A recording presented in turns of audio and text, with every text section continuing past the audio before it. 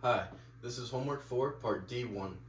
And here we are going to be starting from our energy balance equation, and we will also have enthalpy as a function of temperature, and we'll be integrating the ChemCAD equation 107, and finally we will be deriving a function of temperature whose root yields the adiabatic flame temperature. And adiabatic means that there is no heat transfer, there is no heat loss in the system. So to start here, we are going to create a combustion reaction in which we will have methane plus oxygen, and that is going into a reactor which produces our flame, and we are given an output of carbon dioxide and water. So looking at this equation here, we notice that we still need to balance it. So doing some balancing, we can add a coefficient of 2 in front of our oxygen, and we can add a coefficient of 2 in front of our water. So now we are left with our balanced combustion reaction equation here. So now we are going to think about how the temperature changes from our products to our reactants. So we know that our initial temperature is in a steady state, so it is going to start at 298 kelvins. And what we are looking for is a function to determine the temperature of our adiabatic flame temp. So this T is going to remain unknown for now. So what we're going to do now is try to make a function or an expression for our chemical reaction. So what we can do here is take our heat from our CO2, and then we're going to try to create this as a function for any temperature, and we're going to set this equal to our enthalpy of our CO2 at 298 kelvins, and then this is going to be added to our specific heat constant and then multiplied by our change in temperature. So here we're just going to do this some final temperature minus our initial temperature of 298.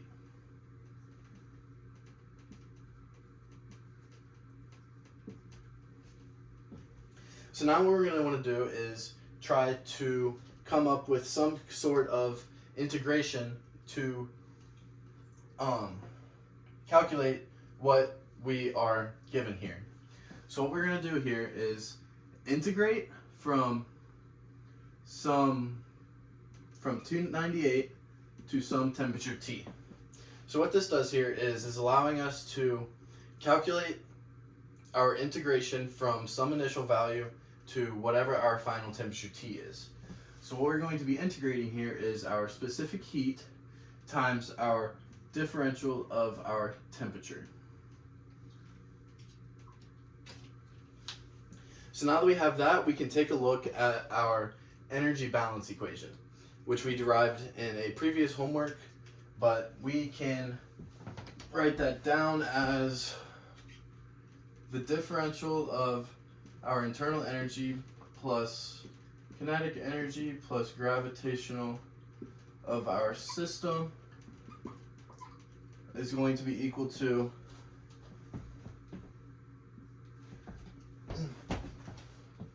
the enthalpy in our system, and then added to the kinetic energy plus the gravitational in times some differential amount of mass in, and then this is subtracted by the output of our energy. So we have H out plus the velocity out plus the gravitational energy out times some differential amount of mass out. So now that we have the change of our mass in subtracted by the change out, we also need to include our differential amount of non-flow work, and then plus some differential amount of heat gained or lost. So, since we are in a steady state system, there is not going to be any change of energy in our system. So we can write that this goes to 0. Also, since we are having an adiabatic reaction, we are not having any differential amount of heat. So this is going to 0. And also to add, we can declare that our kinetic energy in and our gravitational energy in and our out for the same is also going to go to 0. So this leaves us with so our change in energy of our system is 0. We have 0 is equal to our enthalpy in times the differential amount of mass in subtracted by our enthalpy out times some differential amount of mass out. And in this system, we do not have any non-flow work because we do not have an flow going out. So this will also go to 0. So this leaves us just the enthalpy times the differential amount of mass in subtracted by the enthalpy out times the differential amount of mass out. So adding this to our left gives us that the enthalpy out times the differential amount of mass out is equal to the enthalpy in times the differential amount of mass in, which we can also say that the enthalpy out is equal to the enthalpy in. So now we are going to take a look at our equation 107 from ChemCAD, and in order to integrate this, we are going to have to go into Wolfram Alpha, and I'm just gonna write our integrations here that we're going to need to do. So our A and B we can pull out, they are constants. So we will just have the integral of c over t sine h c over t, and we will have the integral of e over t, that's squared, e over t cosine h of e over t, and that is again squared t. So these are our integrations that we are going to calculate, and I'm going to go ahead and do that on the computer now. Hi, this is homework D, part 1, and here we are going to be using ChemCAD equation 107, and we will be integrating it using Wolfram Alpha. We're going to go to Wolfram Alpha, and we're wanting to integrate the integrals that we had written on the whiteboard in the previous part. So what we will have here is integrating c over t, and then that is over sine h of c over t, and then we need to square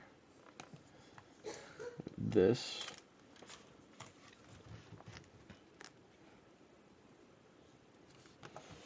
I forgot to make the variable t for temperature. So this is giving us our c times our cotangent of h over c over t plus c, but in Google Colaboratory we are not able to input the cotangent function, so when we are implementing that into our code, we are going to need to write it as 1 over tangent. So for our next one, it was e over t over cosine of e over t, and then it's the same thing, t, and we are given negative e times the tangent of h of e over our temperature plus c, and you can see there. So now what we are going to want to do is integrate our entire equation 107. So that'll look a little bit like this. A plus B times C over T, and then divided by sine H of C over T, and then we need that, and then that'll be plus D times E over T over cosine of H. We need that. Looks, and we'll close that off. Hit enter. Hitting enter gives us this indefinite integral. So we can write that down. AT plus BC times cotangent of H of C over T plus D squared times negative E tangent of H E over T plus C.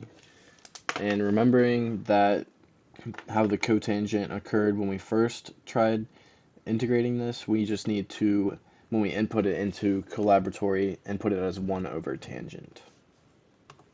So now that we have came up with an integration for ChemCAD equation 107, and that we have came up with a balance equation, written enthalpy as a function of temperature, we will now be deriving the function of temperature whose root yields the adiabatic flame temperature in Colab. So now we will be moving on to D2. Assuming 100% combustion, calculate the adiabatic flame temperature for natural gas that comprises 95% mole methane, 4 molar percent ethane, and 1 mole percent N-propane, and it is burned with 200% excess air.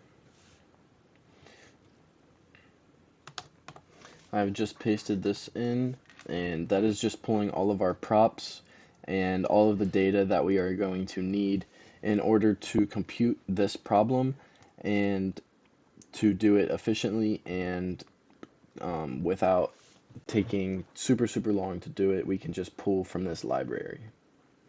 So to start our code, we are going to import numpy as np, and from scipy.optimize, we are going to import our root function in order for us to calculate and determine the adiabatic flame temperature.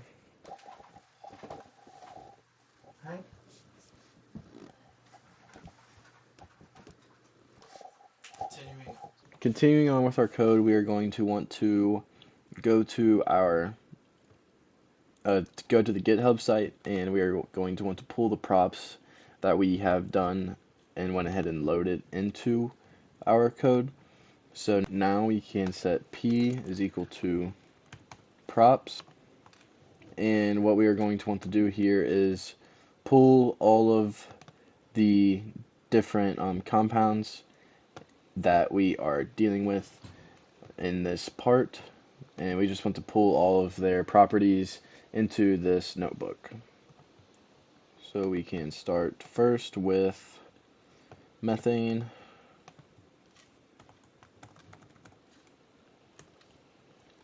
and then moving on, ethane,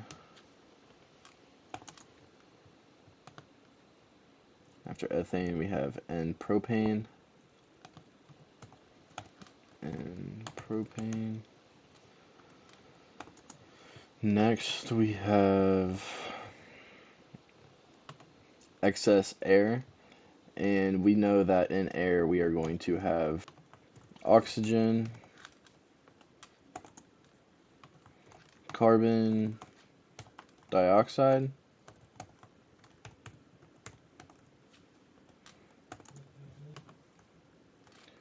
water, And lastly, we need to include nitrogen in our excess air. Shift enter. That's good. Now we want to define a function so that we can calculate our integral of our specific heat value. So we can define integral of our specific heat for any temperature T. And here we are going to be using our CHE4 import, and we will be also using the integrations that we have previously done using Wolfram Alpha, including this into our code. So now we will return our P dot specific heat, and we are going to do our first ideal gas. We can call that IGA, and then multiply by our temperature T, and then we are adding that to our props for the specific heat of our second ideal gas, or IGB. We will then multiply that times P dot our specific heat for our ideal gas C, then divided by NP dot tan of our P dot CP IG, our third ideal gas, and lastly divided by temperature.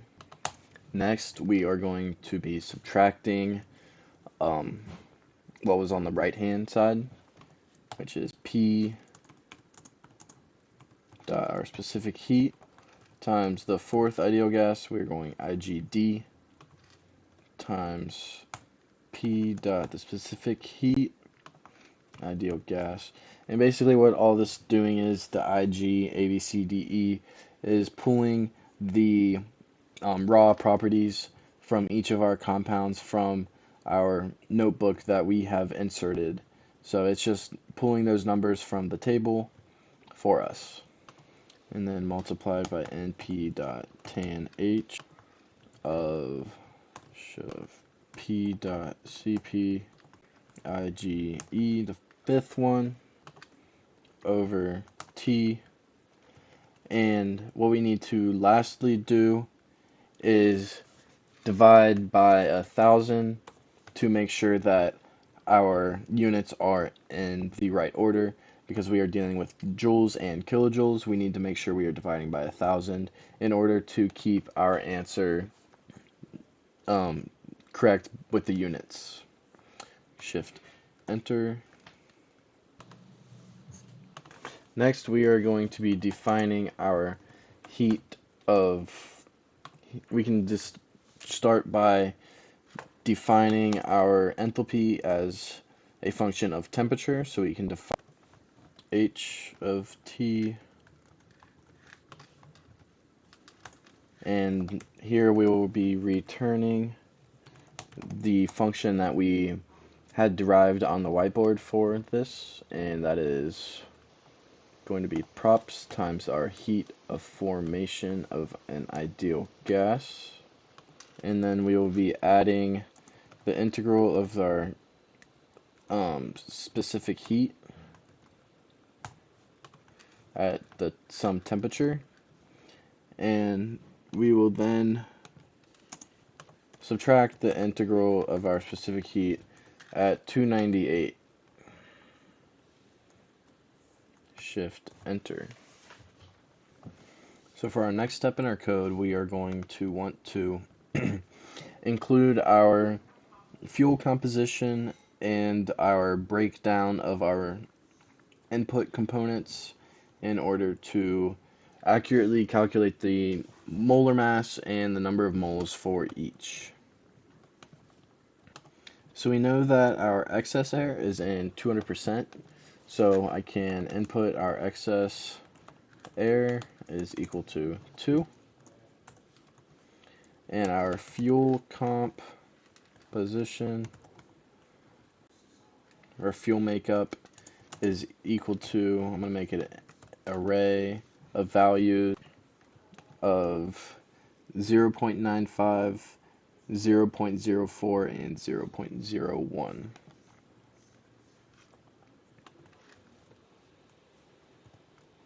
0.94, 0.04, and 0.01.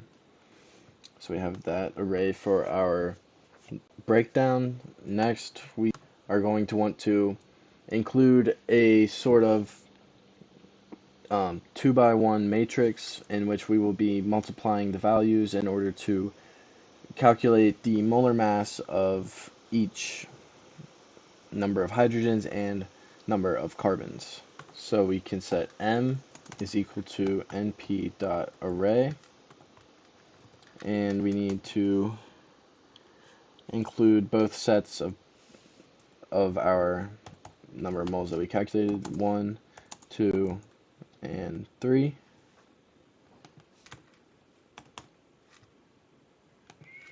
One, two, three. And then next we are going to have 4, 6, and 8.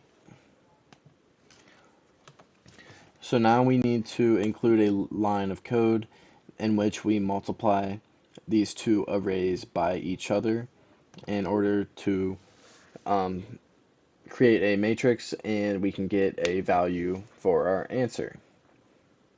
So here we can make n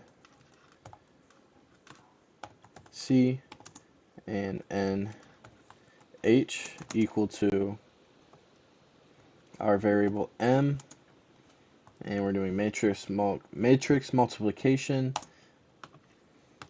times our fuel comp.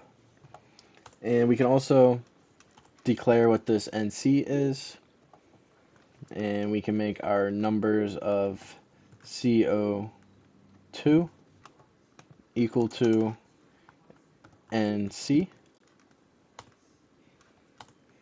Next, we can make our numbers of hydrogen,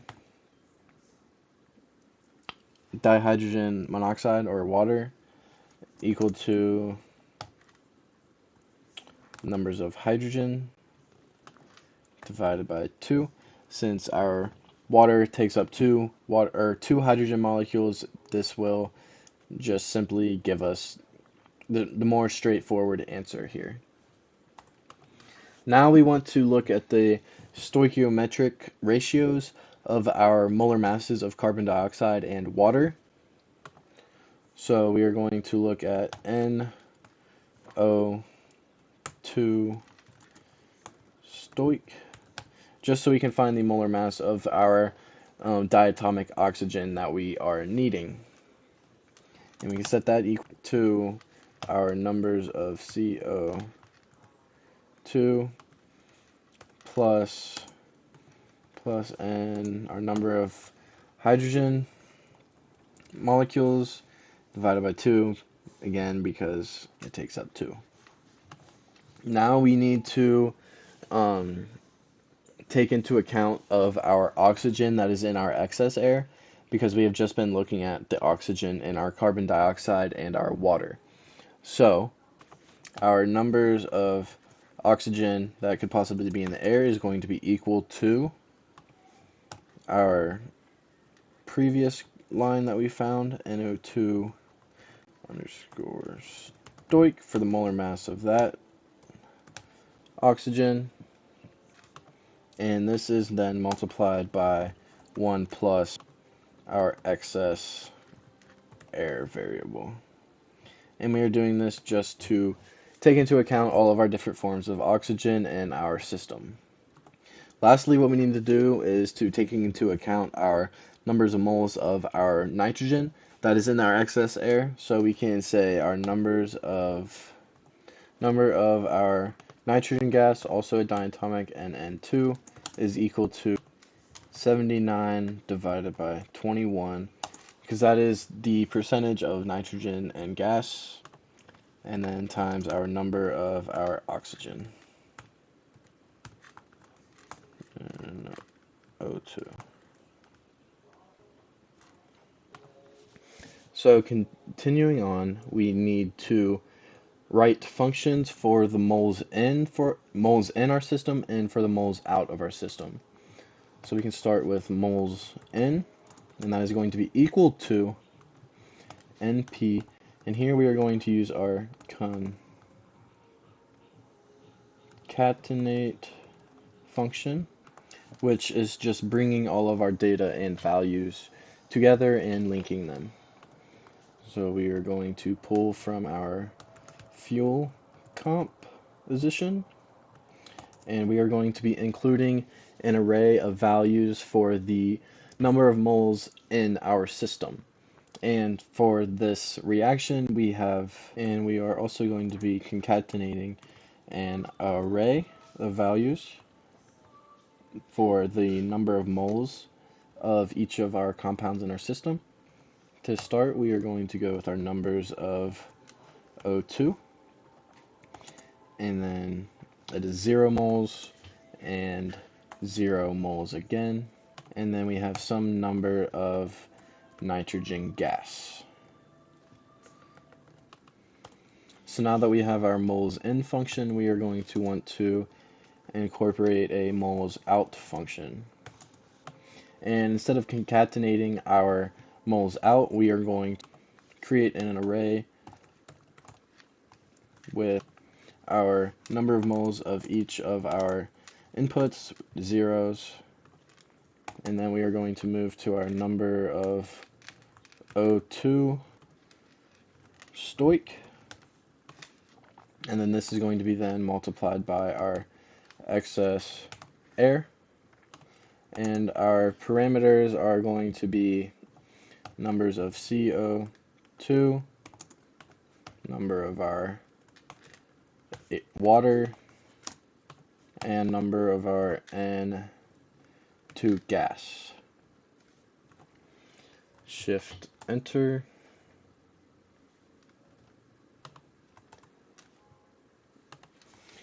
Fixing some parentheses, shift enter. So next we are going to want to define a function for our difference of enthalpies for a range of temperatures. So we can start with defining our enthalpy difference as a function of some temperature, and we are going to return a np dot. We're going to make this a dot product, so we are going to use matrix multiplication, and this is going to be our moles in and our enthalpy at 298 degrees Kelvin, and then subtracting the NP dot of our moles out of the system times the enthalpy at some temperature T.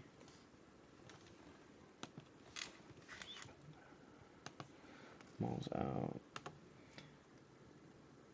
So we can go ahead and run this. And lastly, what we are going to want to do is use our root function that we have imported from scipy.optimize. So we're going to take the root of our enthalpy difference, and we can let this go to 1,000. Shift enter. So what we have just calculated here is the adiabatic flame temperature of a 100% combustion reaction, and here is our temperature that we have found of our flame, which is 1,140 kelvins. Thank you. Hope you enjoyed.